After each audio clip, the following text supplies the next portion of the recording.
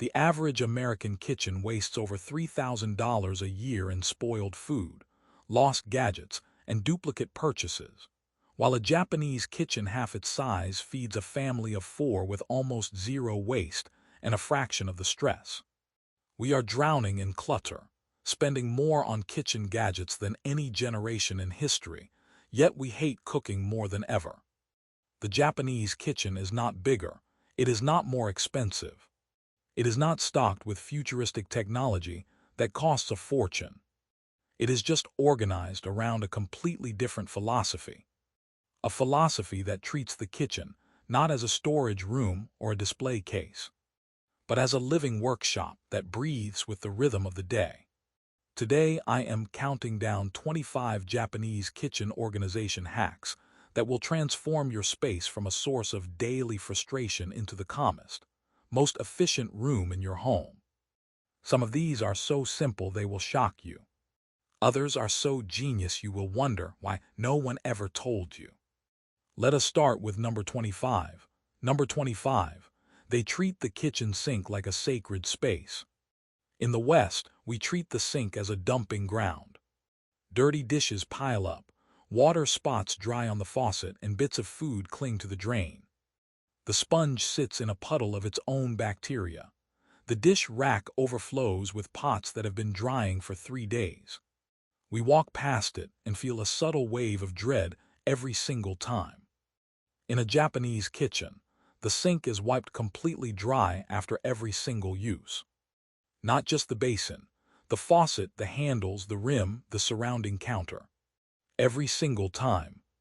I am talking about taking a dedicated microfiber cloth, a cloth that lives on a small hook right next to the sink, and methodically drying every surface until it gleams.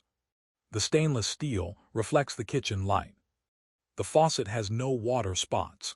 The drain strainer is emptied, rinsed, and dried.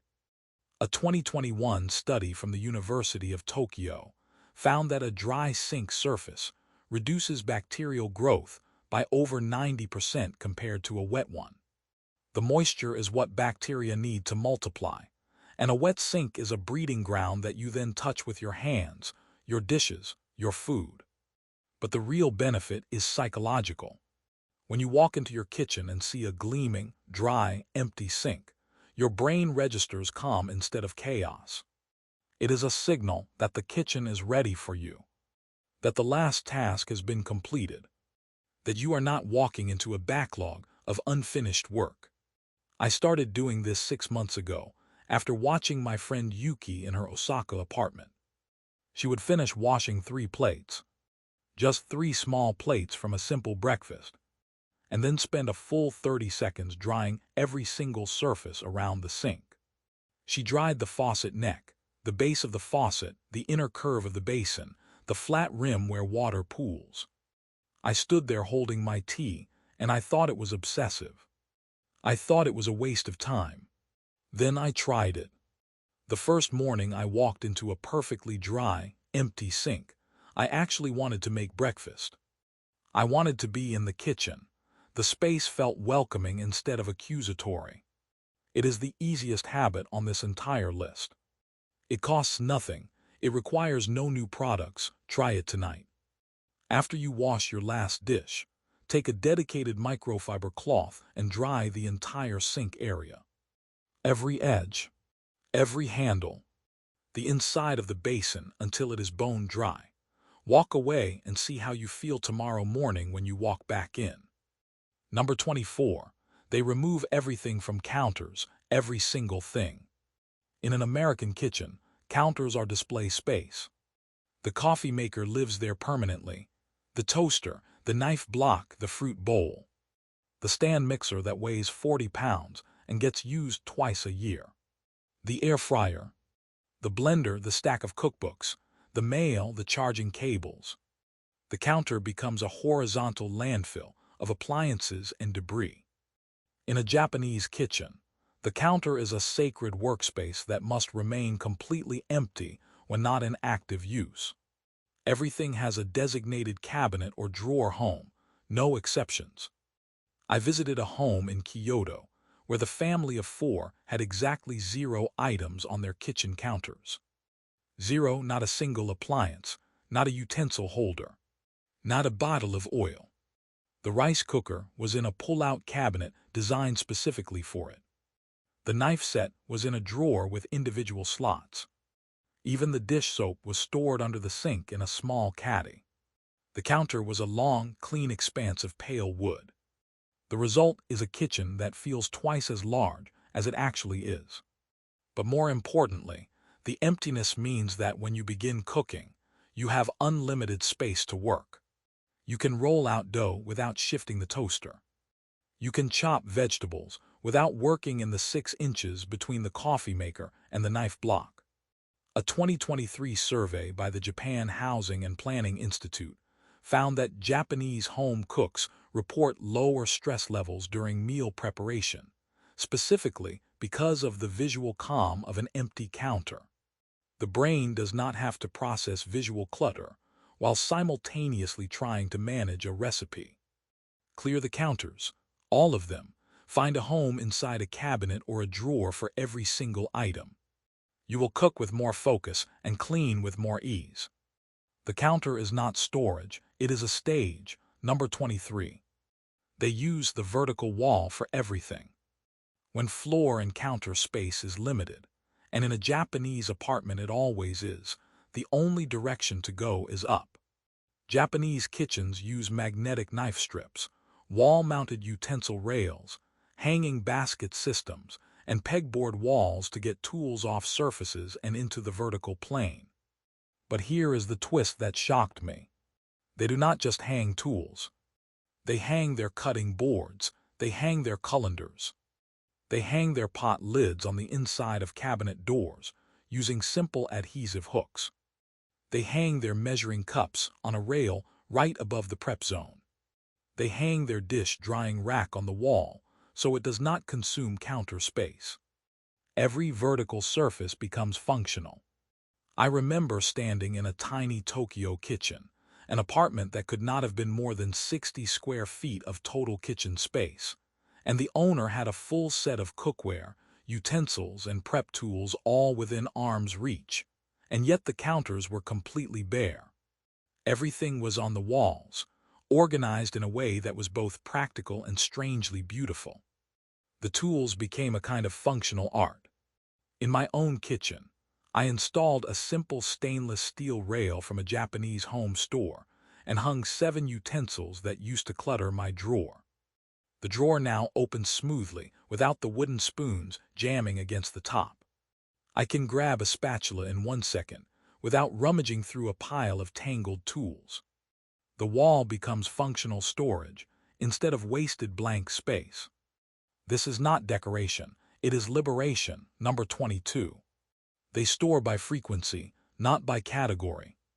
This was a complete inversion of how I thought organization worked. In the West, we group like with like, all baking supplies together on one shelf, all spices together on a rack, all canned goods together in a cabinet. It looks logical, it satisfies a certain aesthetic instinct, but it is deeply inefficient. In a Japanese kitchen, the most frequently used items live in the most accessible spots, regardless of category. The rice vinegar sits next to the soy sauce because they are used together in almost every meal. They are not separated by the fact that one is a vinegar and one is a sauce. The cooking chopsticks and the small mesh strainer share a drawer right next to the stove, not across the kitchen with other utensils. They are partners in the cooking process, and they live together. The salt, the pepper, and the cooking oil are all in the front of the most reachable cabinet, because you touch them for nearly every dish. A study from the Osaka Institute of Home Economics found that this frequency-based organization reduces meal preparation time by an average of 22%. Think about that. Nearly a quarter of your prep time is wasted simply walking to retrieve items from where they are stored by category. I reorganized my kitchen this way, and it felt wrong for about 2 days. My olive oil now sits next to my salt cellar on the front edge of the counter cabinet, because I use them together every single day. My rarely used waffle maker moved to the high shelf above the refrigerator. My spice drawer was dismantled, and the 5 spices I use constantly now live in a small tray right next to the stove, while the other 20 that I use once a month are in a cabinet. It feels obvious now, but I spent 30 years storing things by category and wasting thousands of steps. Store by the rhythm of your hands, not by the logic of a grocery store aisle. Number 21. They label everything, but not how you think. When we hear labeling, we picture expensive label makers and clear plastic bins with perfectly printed tags. That is not the Japanese home kitchen approach. Japanese kitchens use what is called shikiri, meaning visual boundaries that define space. A simple piece of washi tape on a shelf edge with the Japanese character for bowls tells everyone exactly where bowls go. A small wooden tag, hanging from a basket with handwritten kanji, indicates its contents. A strip of masking tape on a drawer front with a simple word. The genius is that labeling removes decision fatigue. You never wonder where the ladle goes because its home is clearly marked. You never open 3 drawers looking for the vegetable peeler because the drawer front tells you exactly what is inside. But the deeper purpose, and this is what really changed things for me, is that labeling makes organization a shared responsibility. In a household of multiple people, no one can claim they did not know where something belonged. The label is the silent enforcer. It does not nag, it does not argue, it just states calmly and permanently where the item lives. I put small handwritten tags on my pantry baskets, and my family suddenly started putting things back correctly. Not perfectly every time, but dramatically more often. It felt like a miracle. The labels created a system that anyone could follow without me having to explain it or enforce it. I used simple craft paper tags and a black pen. Nothing fancy. The fancy is not the point. The clarity is the point. Number 20. They decant everything immediately. In an American pantry, products live in their original packaging until they are used up. The cereal box, the pasta box, the bag of rice tied with a rubber band, the half-used bag of flour folded over and clipped, the snack bags with their bright clashing graphics. The result is visual chaos. Every time you open the pantry, your brain has to process dozens of competing colors, shapes, fonts, and package sizes. In a Japanese kitchen, the moment a package enters the home, its contents are transferred to uniform, clear containers. Everything. Rice into a sealed rice bin with a measurement mark. Soy sauce into a glass dispenser with a pour spout. Snacks into matching canisters. Flour and sugar into airtight containers with scoops. This does 3 things simultaneously. It creates visual uniformity that calms the brain the instant you open the cabinet door. It lets you see exactly how much you have at a glance, so you never overbuy or run out unexpectedly. And it seals food properly against humidity, which in Japan is a constant, relentless battle through the summer months. I visited a supermarket in Tokyo and watched shoppers buy small quantities of fresh ingredients daily. The pantry was not a stockpile designed to survive a siege. It was a precisely calibrated inventory of exactly what the household needed for the next few days. When I started decanting, my food waste dropped by almost half in the first month. I could see the rice level dropping. I could see that I had exactly enough pasta for one more meal. No more buying a second bag of something I already had hidden in the back of the cabinet. The clear container is the antidote to the forgotten ingredient. Number 19.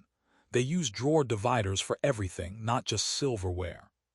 Open a Japanese kitchen drawer, and you will find small bamboo or plastic dividers creating individual compartments for every single item. The vegetable peeler has its own slot. The can opener has its own slot. The chopsticks rest in a slim tray lined with fabric. The measuring spoons nest in their designated square. The scissors have a slot. The small offset spatula has a slot. Nothing touches, nothing shifts when you open and close the drawer. You do not hear the clatter of metal on metal. You hear a soft, solid close. This is not obsessive. It is the application of the Japanese concept of a place for everything and everything in its place, which reduces the cognitive load of cooking by making every tool instantly visible and retrievable. You do not have to dig. You do not have to move one tool to reach another. You open the drawer, your eyes land on the tool you need, and your hand retrieves it in a single motion. I divided my utensil drawer last year using simple bamboo inserts I found at a Japanese home goods store. I measured the drawer, I laid out the tools, and I assigned each one a home. The sound the drawer makes now, when I open and close, it is completely different. No clattering, no jumbled mess, just calm, organized silence. It is a small thing, but you open that drawer multiple times a day. The cumulative effect of that small moment of order, repeated over and over, is significant. Number 18. They store pots and pans vertically, not stacked. Stacking pans is a Western habit that creates chaos. You need the medium saucepan, but it is under the large sauté pan which is under the stock pot. You lift the stock pot, unstack the sauté pan, retrieve the saucepan, and then restack everything. You generate noise. You generate frustration. You risk scratching the nonstick surface. And because it is annoying, you sometimes avoid using the right pan and make do with the wrong one. Japanese kitchens store pans on their sides in vertical dividers, like files in a filing cabinet. You reach in and pull out exactly the pan you want without disturbing anything else. The pans stand upright, supported by metal or wooden dividers, their handles facing up for easy grabbing. If vertical dividers are not possible in your cabinet configuration, they use lid racks mounted inside cabinet doors to separate flat items like baking sheets and cutting boards. The principle is the same. No item should ever be trapped under another item. No item should require moving another item to access it. I installed vertical pan dividers in a deep lower cabinet, simple wire racks designed for this exact purpose, and the first time I pulled out my skillet without moving a single other object, I laughed out loud at how simple the solution was. I had been stacking pans for my entire adult life, and it had never once occurred to me that there was another way. Number 17. They keep a one-piece flow cleaning rule. In the West, we cook in a burst of activity and leave a battlefield of dirty bowls, cutting boards, and utensils for later. The meal is served, we eat, and then we face a mountain of cleanup that drains the pleasure from the dinner. In a Japanese kitchen, you clean as you go with such discipline that by the time the meal is plated, the kitchen is already nearly clean. The moment you finish with a cutting board, you rinse it, wipe it dry, and put it away. The mixing bowl gets washed the second the batter is poured into the pan. The measuring spoons are rinsed and returned to their drawer slot immediately. The vegetable trimmings are swept into the countertop trash bag as you work. This is not multitasking in the frantic, stressful sense. It is a rhythm. It is the natural flow of a skilled cook who treats cleaning as part of cooking, not as a separate chore to be endured later. A 2022 study from the Tokyo University of Agriculture found that home cooks who practice continuous cleaning report significantly higher meal satisfaction because they sit down to eat without the looming dread of a messy kitchen. The meal is not haunted by the cleanup to come. I adopted this and it rewired my relationship with cooking. It took practice. I had to catch myself setting down a dirty spoon on the counter instead of rinsing it immediately. But now when I sit down to dinner, my counter is empty and my sink is clean. The meal tastes better, I promise you. Number 16. They use the space above the stove hood. In a Western kitchen, the area above the range hood is a dusty, forgotten void. We might place a decorative vase up there, or just let it accumulate a layer of grease and dust that we ignore for years. In a Japanese kitchen, it becomes storage for lightweight, heat-tolerant items like bamboo steamers, trivets, or flat trays. A simple shelf or rack mounted there holds items you use near the stove, but that do not need refrigeration. This hack is about respecting every cubic inch of the kitchen, not just the easy horizontal surfaces. The space above the hood is warm, accessible, and completely wasted in most homes. I added a slim shelf above my range hood, and now my pot lids live there.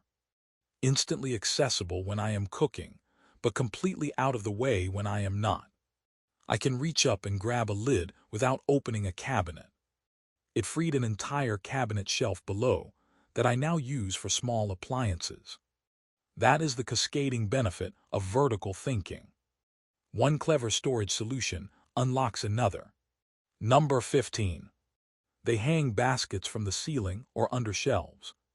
This is one of those hacks that makes Westerners stop and stare when they first see it. In Japanese apartments with galley kitchens, you will often see small wire baskets suspended from the ceiling on chains or mounted under upper cabinets. These hold onions, garlic, ginger, or fruits that do not require refrigeration. The baskets create storage where none existed, using dead air space that would otherwise serve no purpose. They also keep produce visible, so you remember to use it before it spoils. How many times have you found a forgotten onion in the back of a dark cabinet, sprouting and soft? The hanging basket solves that. The produce is right there in your line of sight every time you cook. I hung a 3-tier wire basket from my kitchen ceiling, right in the corner near the stove, and it now holds my shallots, garlic, and lemons. It looks intentional and beautiful, a kind of rustic still life that changes as I use and replace the produce. And my produce lasts longer because air circulates freely around it, instead of trapping moisture in a closed cabinet or a plastic bag. Number 14. They use the inside of every cabinet door.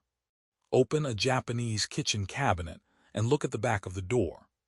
You will find hooks holding measuring spoons, small racks holding spice jars, adhesive pouches holding plastic wrap and parchment paper, narrow shelves holding small bottles of vinegar and oil. The door is not dead space. It is prime real estate. It is a vertical surface that is already there, already paid for, already taking up space in your kitchen. And in most Western homes, it is completely bare. In my kitchen, the inside of the sink cabinet door now holds my dish brush, my sink stopper, and a small basket with cleaning tablets. These were items that used to clutter the rim of the sink or get lost in the dark recesses under the cabinet. Now they are exactly where I need them, at the point of use, and invisible when the door is closed. The inside of my pantry door holds a narrow spice rack. The inside of my dish cabinet door holds a small hook for my dish towel. Every door in your kitchen is a storage opportunity you are currently ignoring. Number 13. They refrigerate by meal, not by food group. Open a Japanese refrigerator, and you will not find a cheese drawer, a vegetable crisper, and a meat shelf in the Western sense. You will find containers organized by intended use. Miso soup ingredients together in one clear container. Bento box components grouped in another. Breakfast items, the pickled vegetables, the small portions of fish, the rice, all grouped on one shelf. This meal-based organization means that when it is time to cook, you open the refrigerator and pull out one container that holds everything you need for that dish. No hunting across multiple zones. No opening the cheese drawer, then the vegetable drawer, then the meat shelf, then back to the vegetable drawer because you forgot the scallions. Everything for the meal lives together. This also means that leftovers are stored as complete meals in a single container, not as separate components scattered across the refrigerator. I started grouping my ingredients by meal type, using clear bins to create zones for breakfast, lunch prep, and dinner components, and my meal preparation time dropped by at least 15 minutes. More importantly, I stopped forgetting ingredients. The scallions for the stir-fry are right there in the stir-fry bin, not hidden in the crisper drawer behind the wilting lettuce. Number 12. They keep a dedicated donation bag in the kitchen. This is a habit I learned from a Japanese decluttering expert in Nagoya, a woman in her 60s who had maintained a perfectly organized home for decades. Keep a reusable cloth bag in a kitchen cabinet or pantry. The moment you encounter an ingredient you know you will not use, a gadget that annoys you every time you touch it, a duplicate item you bought by accident, or a dish you never reach for, it goes directly into the donation bag. You do not set it aside to deal with later. You do not put it back in the cabinet and tell yourself you will use it someday. You put it in the bag. When the bag is full, it leaves the house. It goes to a food bank, a thrift store, a neighbor, wherever it can be useful to someone else. This prevents the slow creep of clutter that happens when we set items aside to deal with later. The bag is the decision made real and immediate. I keep mine in my pantry, a simple canvas tote, and it has permanently changed the velocity at which unused items exit my home. The kitchen stays lean because there is a constant, gentle outflow of things that do not serve me. Number 11. They store dishes vertically like files. In a Western cabinet, plates stack horizontally. The plate you want is always on the bottom of the stack. You lift 3 plates to get the one you need. You risk chipping them. You risk dropping the stack. In many Japanese kitchens, plates are stored on their sides in vertical racks, like records in a bin or files in a drawer. You slide out the plate you want without lifting a stack. Your hand goes directly to the plate you need and pulls it free. This is especially common for daily use dishes that are accessed multiple times a day. The vertical orientation also allows air to circulate between the plates, preventing the musty smell that can develop in stacked dishes, especially in humid climates. I converted my daily plate cabinet to vertical storage using a simple wooden rack with slots, and my children can now set the table without me hovering anxiously, worried they will drop a stack of heavy ceramic plates. They slide out 1 plate at a time. It is safer, quieter, and faster. Number 10. They use the Jenkin philosophy in the kitchen entry. The Jenkin is the traditional Japanese entryway, where outdoor shoes are removed and stored. The principle is a hard boundary between the dirty outside and the clean inside. The outside world, with its dust and its chaos and its demands, stops at the Jenkin. Japanese kitchens apply this same boundary logic. Nothing that does not belong in the kitchen is allowed to enter. No mail piles up on the counter. No keys get tossed next to the fruit bowl. No backpacks land on the kitchen table. No shopping bags sit on the floor waiting to be unpacked.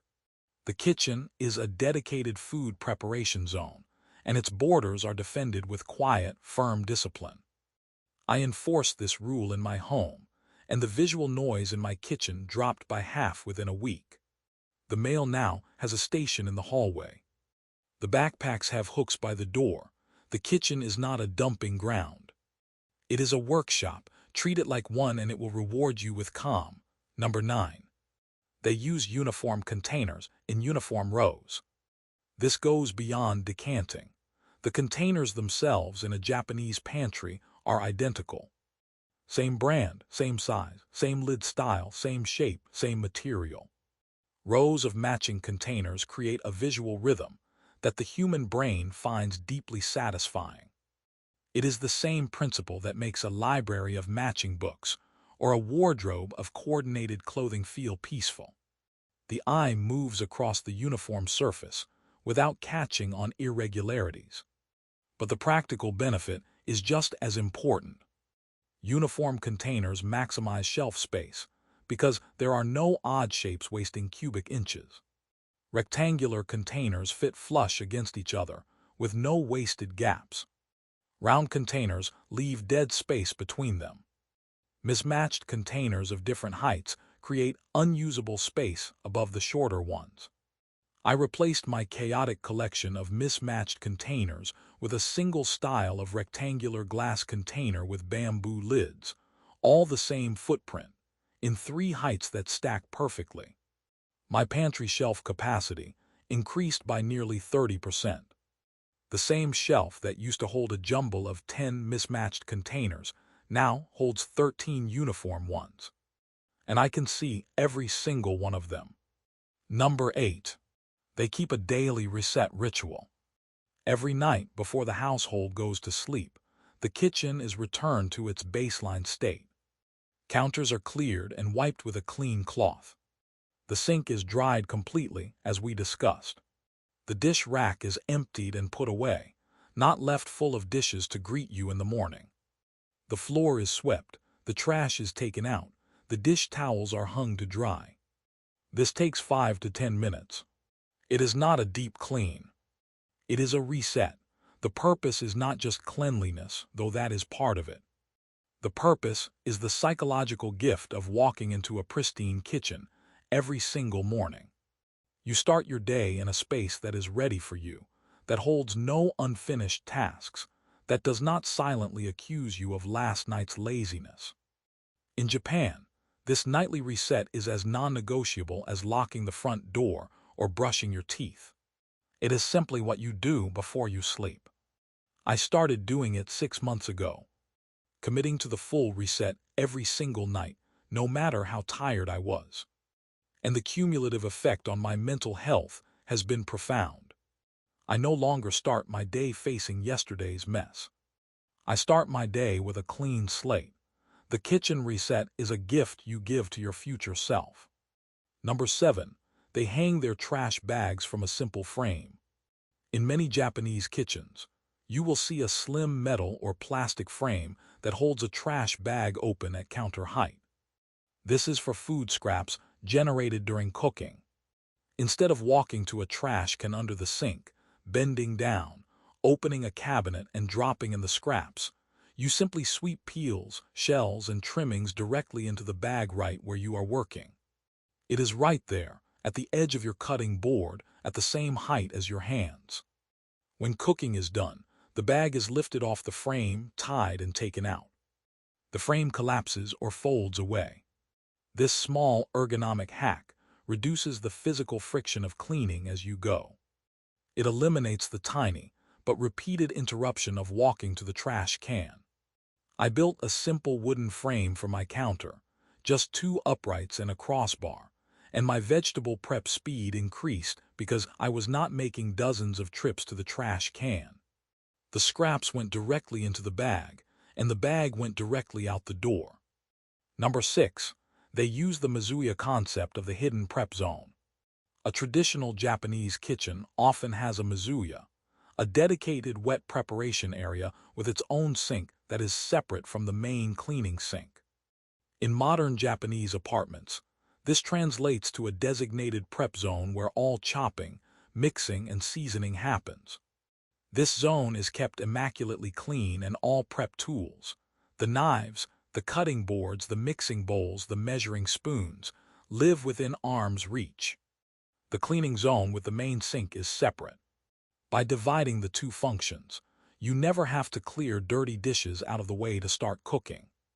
The breakfast dishes can be drying in the cleaning zone, while you chop vegetables in the prep zone, and the 2 activities do not interfere with each other. I reorganized my kitchen to create distinct prep and clean zones, moving all my prep tools to the counter and cabinet nearest the stove, and the flow of cooking became dramatically smoother. I was no longer walking back and forth across the kitchen to retrieve a knife from one drawer and a cutting board from another. Number 5. They store sponges and cloths outside the sink. In an American kitchen, the sponge lives in the sink or on the edge of it, sitting in a puddle of moisture, breeding bacteria, developing that sour smell that we have all come to accept as normal. In a Japanese kitchen, sponges and cloths are stored on dedicated racks or hooks where they can drain and dry completely between uses.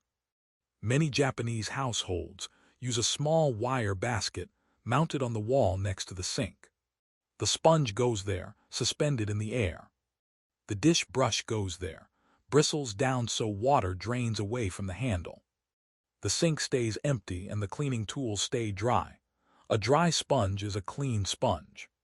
Bacteria need moisture to multiply, and a sponge that dries completely between uses is a vastly more sanitary tool. I moved my sponge out of the sink and into a small wall-mounted holder, and the smell disappeared completely within 2 days. I had been replacing sponges every week because they soured so quickly. Now they last a month and never develop that odor. It is such a small change with such an immediate, noticeable result. Number 4. They use clear refrigerator drawers for visibility.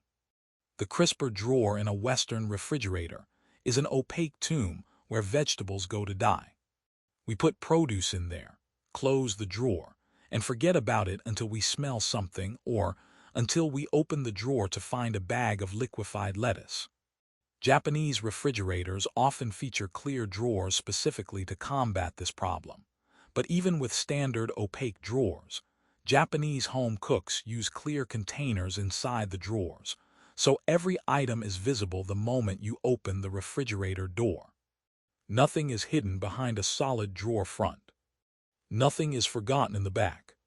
I replaced my opaque produce bags with clear bins. Simple rectangular containers that fit inside my crisper drawers. And my vegetable waste dropped dramatically because I could actually see what I had. The bell peppers were right there, visible and colorful. The cucumbers were not hidden under a bag of spinach. I used them before they turned into a science experiment, because I saw them every single time I opened the refrigerator. Number 3. They keep the floor completely clear. In a Japanese kitchen, nothing touches the floor except the legs of furniture and appliances. No boxes of soda, no bags of potatoes, no pet food containers, no stacks of cookbooks, no recycling bin overflowing with cardboard. The floor is a clean, open plane that can be swept and mopped in under a minute. This is partly cultural, rooted in the Japanese practice of sitting and eating at low tables where the floor is visible and must be immaculate. You are looking at the floor, you are sitting on the floor. It must be clean. But the practical benefit in any kitchen, regardless of how you eat, is that a clear floor makes the entire room feel larger and cleaner instantly.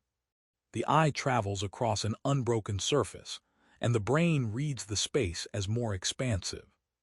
I removed everything from my kitchen floor except my step stool, which folds flat against the wall, and the difference was immediate and dramatic. The kitchen felt bigger. It felt calmer. Sweeping took 30 seconds instead of 5 minutes of moving things around. Number 2. They use the Ikiju Sansai meal structure to limit tool needs. The traditional Japanese meal is Ikiju Sansai, 1 soup and 3 sides plus rice. This structured approach to eating means the kitchen only needs to support a limited repertoire of cooking techniques. You do not need a panini press if panini are not in your meal structure. You do not need a spiralizer if vegetable noodles are not part of your tradition. You do not need a waffle iron, a panini press, a deep fryer, a bread machine, and an air fryer if your core meals do not require them. The discipline of the meal structure naturally limits the number of gadgets that enter the kitchen. The tools you own are the tools you actually use because they are the tools your meals actually require. I'm not saying you must eat Japanese food. I am saying that defining your household's core meal patterns, the 10 or 15 dishes you actually cook on a regular rotation, will reveal exactly which tools you actually need and which are just clutter. The fondue set you used once in 2019. The juicer that lives in the back of the cabinet. The specialized gadget for a cuisine you never cook. Define your meals and your kitchen will define itself. Number 1. They treat organization as a daily practice, not a one-time project. This is the hack that underpins all the others. In the West, we organize when things get bad. We binge-watch decluttering videos, feel a surge of motivation, buy a bunch of bins and baskets, and spend an entire weekend transforming the kitchen. We post before and after photos. We feel amazing. Then slowly, over weeks and months, chaos returns. The counters fill up again, the drawers get jumbled. The pantry descends back into disorder, and we wait until the next crisis of frustration to do it all over again. In a Japanese kitchen, organization is not an event. It is a daily rhythm of small, almost invisible actions. Putting things back immediately after use, not setting them down to deal with later. Wiping surfaces as you go. Scanning for items that are out of place and correcting them in the moment, not walking past them. The kitchen stays organized because organization is woven into the fabric of daily life, not treated as an annual crisis response. This shift in mindset is the most powerful thing I have ever adopted. My kitchen is no longer a project I am working on. It is not a problem to be solved. It is a space that works for me every single day because I give it 5 minutes of attention instead of 5 hours of panic. I do not declutter my kitchen anymore. I just live in it, and the living keeps it in order.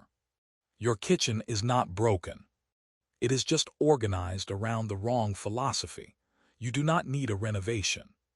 You do not need more storage. You do not need a bigger house or a custom pantry or a professional organizer. You need to change the way you see the space and the daily rituals you perform in it. Start with number 25. Dry your sink tonight. Stand there for 30 seconds and wipe every surface until it gleams. Then pick one more hack tomorrow, just one. Maybe clear your counters. Maybe hang a utensil rail. In a month, you will walk into a kitchen that feels calm, efficient, and genuinely yours. Not a showroom, not a storage unit, a kitchen that works.